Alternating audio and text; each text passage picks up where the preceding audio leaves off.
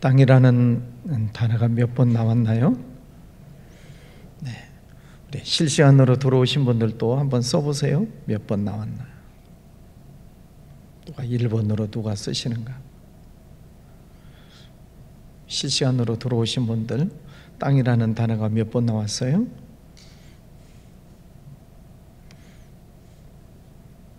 네, 이정숙 권사님 16번. 다른 분들은 다 주무시나? 송경점 권사님 미국 가셨는데 실시간에 들어오셨는데요. 예, 김영숙 권사님 16번. 자, 땅이라는 숫자가 16번 나오죠. 땅이 굉장히 중요하죠. 우리가 땅을 떠나서는 살 수가 없습니다. 하나님께서도 태초에 하나님이 천지를 창조하시니라. 예, 땅을 창조하셨어요. 그래서 그 땅에다가 하나님이 복을 주셔서 이 땅의 모든 식물들이 살아나고 동식물들이 살 수 있고 사람들도 이 땅에서 살 수 있도록 하셨습니다. 그래서 하나님이 에덴 동산 땅에다가 복을 주셔서 행복하게 살 수 있도록 하셨는데, 문제는 아담과 하와가 죄를 지었어요. 그러니까 하나님이 어디에다가 벌을 내리셔요? 땅에다가 벌을 내리셔요. 죄는 사람이 지었는데 하나님이 땅에다가 벌을 내리셔서 땅이 그때부터 가시덤불을 내고 엉겅퀴를 내고 땅이 피폐해지는 것입니다. 가인이 동생을 죽이는 죄를 지었죠. 하나님이 어디에다가 벌을 내리셔요? 땅에다가. 그래서 이 가인이 어느 한 땅에 뿌리를 내리고 살지 못하고 계속 떠돌아다녀야 돼. 땅이 그 사람을 안 받아준다는 거예요. 표현이 참 묘하죠. 땅이 그 사람을 안 받아줘요. 그러니까 그 사람이 계속 떠돌아다니는 것입니다. 예, 하나님께서 이 많은 족속들을 심판하실 때 그 하나님의 심판이 어디에 내리냐면은 땅에 내려요. 그래서 땅을 보면 오늘 1절에 땅을 공허하게 하시며, 또 3절 땅이 온전히 공허하게 되고, 4절 땅이 슬퍼하고 쇠잔하며, 5절 땅이 또한 그 주민 안에 더럽게 되고, 6절 저주가 땅을 삼키고 등등. 예, 이 땅이 저주를 받아요. 지금 전 세계적으로 일어나고 있는 각종 재난들을 보세요. 어디에서 일어나요? 땅에서 일어나요. 지진도 땅에서 일어나고요, 화산도 땅에서 일어나고요, 기근 흉년이 드는 것도 땅에서 일어나요. 하나님의 심판이 땅에 임하게 되죠. 그러면 땅이 하나님의 심판을 받으면 사람들이 살 수가 없죠. 먹고 살 수가 없어요. 안전하게 살 수가 없어요. 하나님의 심판입니다. 자, 그러면 왜 하나님께서 땅에다가 심판을 하셨을까? 깨달으라는 거죠. 하나님이 죄를 지은 인간에게 심판을 꽝 때리시면 사람 죽죠. 그러지 않겠어요?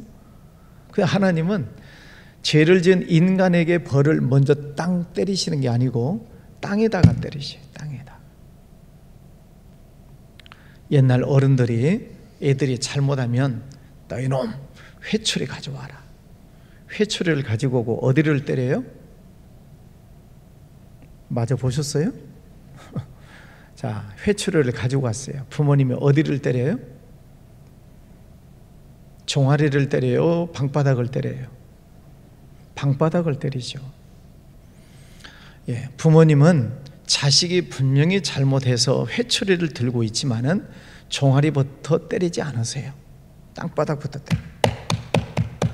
너희놈 정신 차려. 왜 죄 없는 방바닥이 매를 맞아요? 왜 아무런 잘못이 없는 방바닥이 왜 매를 맞냐고요? 아버지는 그 자식을 사랑하니까 먼저 자식을 때리지 않습니다. 땅이 중요하지요. 우리가 인간이 땅을 떠나서는 살 수가 없어요. 그런데 하나님은 죄 지은 인간들을 깨닫도록 하시기 위해서 땅에다가 먼저 벌을 내리세요. 땅이 억울하겠죠. 하나님, 내가 뭘 잘못했습니까? 그런데 하나님은 그 땅을 먼저 심판하시면서 사람들을 깨닫게 하시는 거죠. 우리가 인간들이 죄를 지었어요. 그 벌을 누구에게 먼저 내리셨어요? 예수님에게. 인간들에게 그 벌을 내리신 게 아니라 십자가에 달리신 예수님에게 벌을 먼저 내리셔요. 그래서 예수님이 엘리 엘리 라마 사박다니, 하나님 왜 나를 버리십니까? 하고 육신을 입고 있는 예수님이 하나님을 향하여서 외마디를 지르시죠. 자, 하나님께서는 이스라엘이라고 하는 이 민족을 선택하셔서 그들에게 많은 은혜도 복도 주셨죠. 그런데 그들이 하나님의 뜻을 깨닫지 못하고 죄를 지으니까 누구를 먼저 벌 내리셔요? 그 주변에 있는 족속들, 10족속들이 지금 계속 나오잖아요.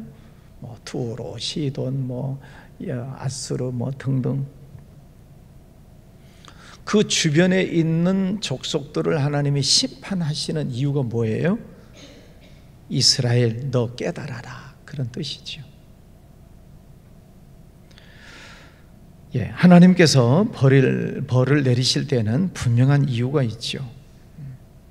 인간의 교만, 우상 숭배, 또 하나님의 말씀에 대한 불순종, 자기 마음대로 사는 것, 거기에 대해서 하나님은 심판을 하시는데 먼저 주변에 있는 환경을 통해서 깨닫게 하시고, 그래도 깨닫지 못하면 이제 본인이 당하는 거죠. 본인이. 그래서 하나님은 이 심판을 땅에다가 내리실 때 그 땅이 슬퍼한다, 또 그 땅이 괴로워한다는 것입니다. 더럽게 된다는 것입니다.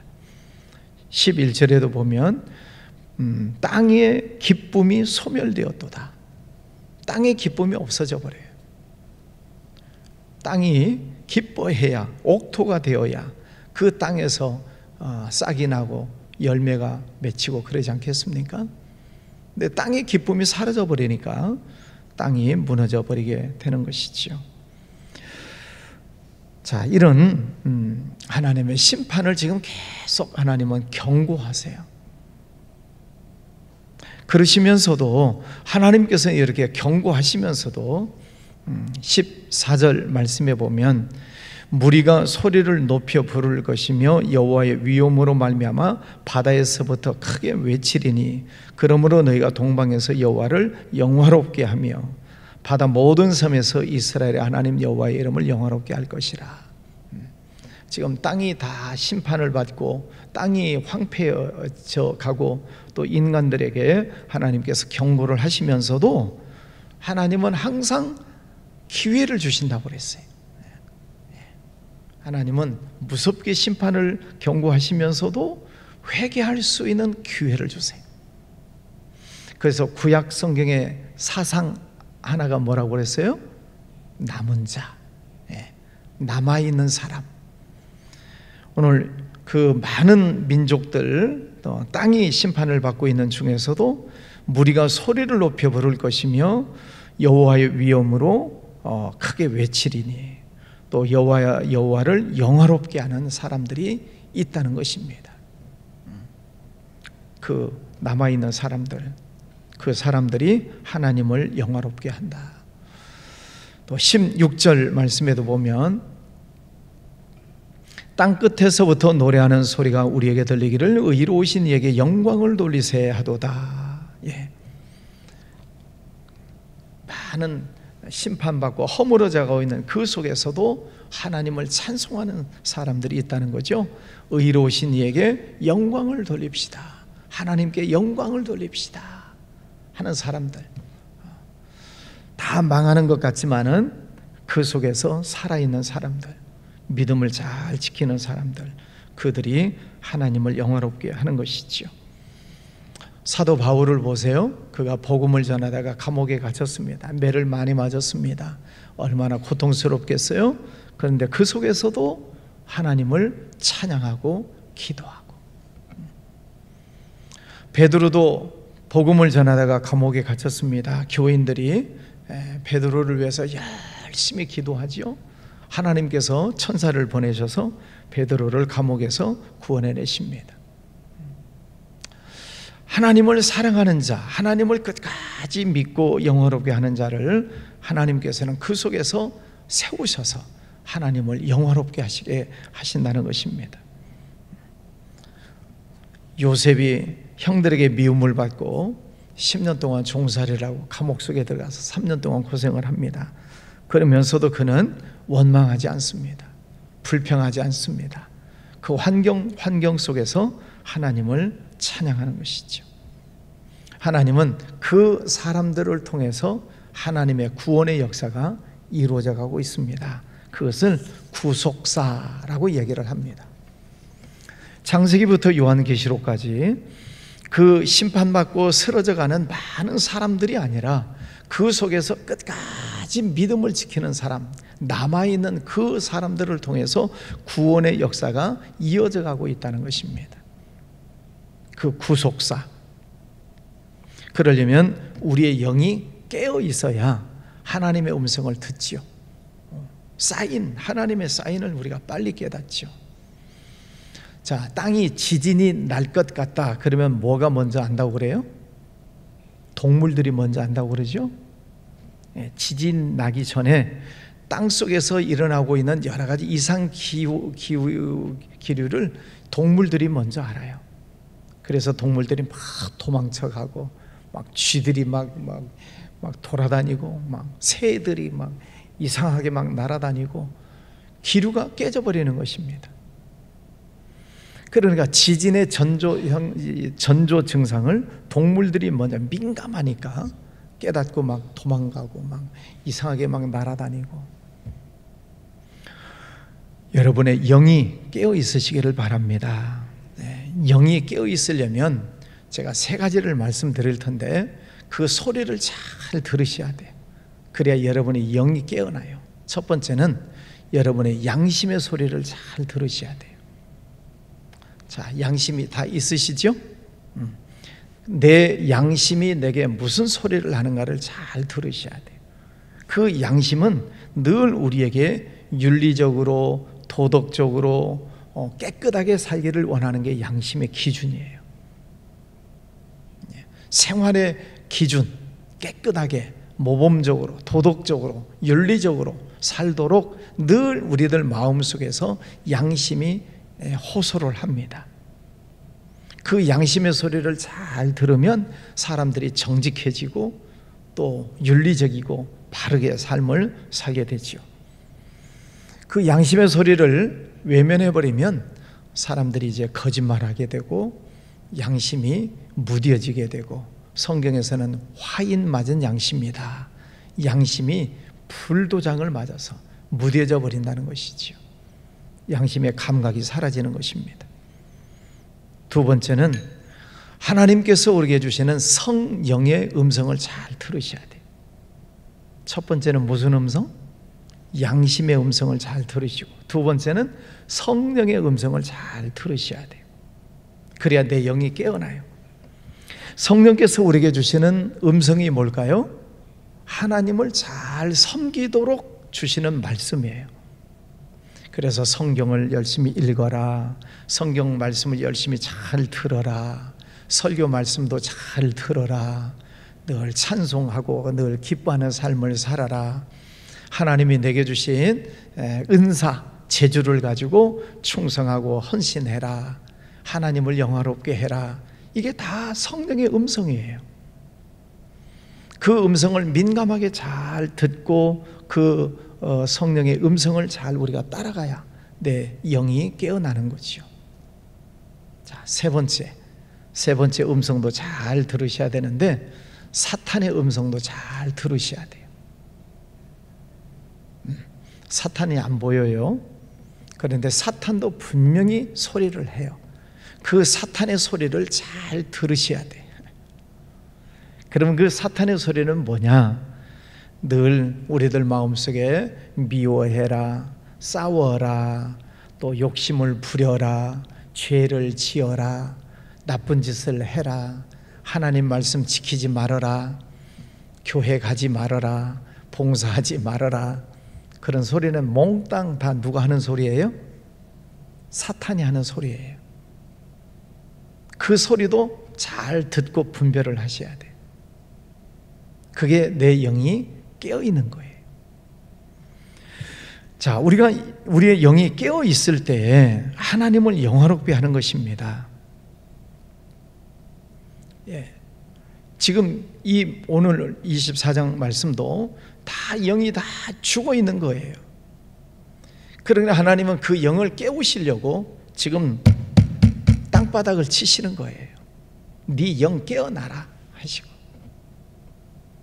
우리 주변에서 일어나고 있는 많은 일들, 많은 사건들을 여러분이 보시면서 영이 깨어나야 돼요. 각종 재해, 지진, 화산, 전쟁, 또 뭐 태풍, 뭐 아무것도 아닌 뭐 자연재해인 것 같지만은 그 자연 환경 속에서 일어나는 많은 일들을 통해서 민감하게 하나님의 음성을 들어야 돼요. 그 사람이 영이 깨어있는 사람이에요. 영이 잠자면 아무 소리도 못 듣습니다.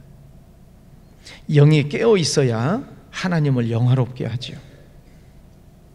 하나님이 기뻐하시는 일을 하는 것이죠.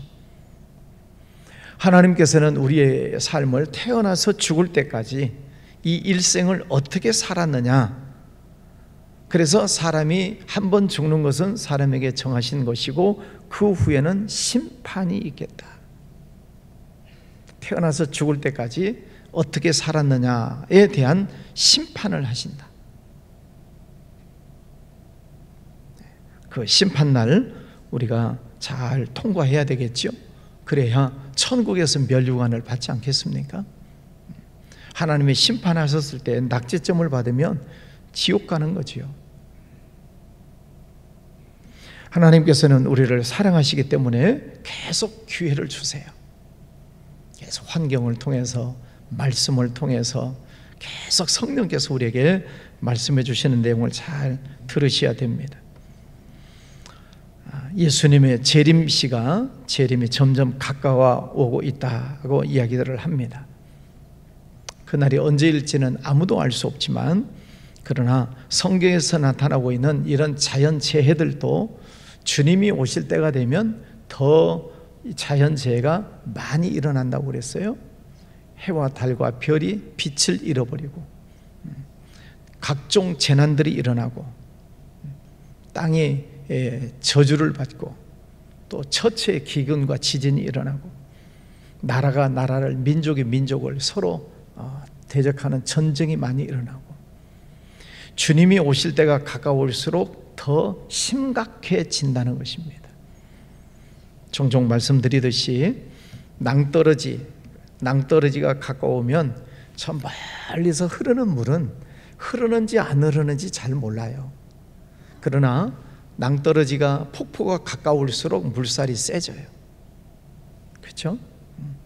폭포가 가까이 오면은 걷잡을 수 없이 세져요. 그리고 떨어지는 거죠. 주님 오실 때, 재림이 가까울수록 이 말세, 이런 현상들이 일어난다. 디모데후서 3장에서도 인성이 나빠진다고 말씀하잖아요. 마지막 때가 가까우면 사람들이 자기를 사랑하고, 돈을 사랑하고, 부모를 거역하고, 감사치 아니하고, 경건의 모양은 있지만은 능력이 없어요. 껍데기 신앙만 가지고 있는 거예요. 환경 속에서도 그런 일들이 생기고, 인성적인 면에서도 그런 피폐해지는 그런 모습으로 사람들이 바꿔져 가게 된다는 거죠. 우리가 늘 예수님이 재림을 위해서 우리가 거기다가 올인하면서 재림 종말 신앙에 빠져서는 안 되겠지만, 그러나 하나님께서 우리에게 주시는 말씀을 우리가 늘 새겨 듣고 영이 깨어 있는 것은 중요한 일입니다. 영이 깨어 있어서 하나님의 말씀을 잘 분별하고 지금 내가 무엇을 해야 될 때인가, 어떻게 하나님께 영광을 돌려야 될 때인가를 잘 분별하는 것이 중요하지요. 매일매일 우리가 기도하는 것 중요한 시간들입니다. 우리가 다음 한 주간은 또 특별 새벽 기도회가 있는데 이 기회를 통해서 우리 성도님들이 다 깨어 일어나서 기도하고 또 우리 교회가 깨어나는 그런 교회가 되기를 위해서도 기도해 주시기를 바랍니다. 기도합니다. 거룩하신 아버지 하나님, 감사합니다. 오늘도 귀한 아침을 주셨습니다. 하나님께서 땅에다가 저주를 하시고 그 땅을 피폐케 하시는 이유는 죄인들을 때리지 아니하시고 죄인들이 회개하고 돌아오도록 하시는 하나님의 은혜인 줄 믿습니다. 아버지 하나님, 오늘도 이 말씀을 들으면서 하나님의 뜻을 깨닫기를 원합니다. 하나님의 말씀을 잘 새겨 듣고 하나님의 음성을 잘 분별해서 늘 순종하며 살아가는 복된 삶이 되게 하여 주시옵소서. 사탄의 소리도 잘 분별을 해서 걸러낼 것은 걸러내고 영분별을 잘해서 늘 하나님 은혜 속에 살아가게 해주시기를 원합니다. 오늘도 복된 아침을 주셨습니다. 종일토록 주님과 동행하는 날 되게 하여 주옵소서. 가족, 자녀들, 또 직장, 사업장, 육신의 건강 모든 문제를 하나님 주관하여 주셔서 하나님의 은혜 속에 거하게 해주시기를 원합니다. 또 다음 한 주간 특별 새벽 기도를 작정하고 나아갑니다. 아버지 하나님, 우리 온 성도들 깨어 일어나 기도하게 하시고 언젠가 주님 재림하시는 그 재림 신앙을 가지고 날마다 충성하며 살아가게 해주시기를 원합니다. 대통령과 정치인들 하나님 붙잡아 주셔서 하나님의 뜻을 잘 헤아리게 하시고 하나님 앞에 무릎을 꿇는 자들 되게 해주시기를 원합니다. 하나가 되고 또 경제가 회복이 되는 은혜도 허락하여 주시옵소서. 해외에 나가 있는 선교사님들 늘 영육간에 강건하게 붙잡아 주시고 하나님 나라가 회복되는 역사들 허락하여 주시옵소서. 오늘도 귀한 아침을 주셔서 감사합니다.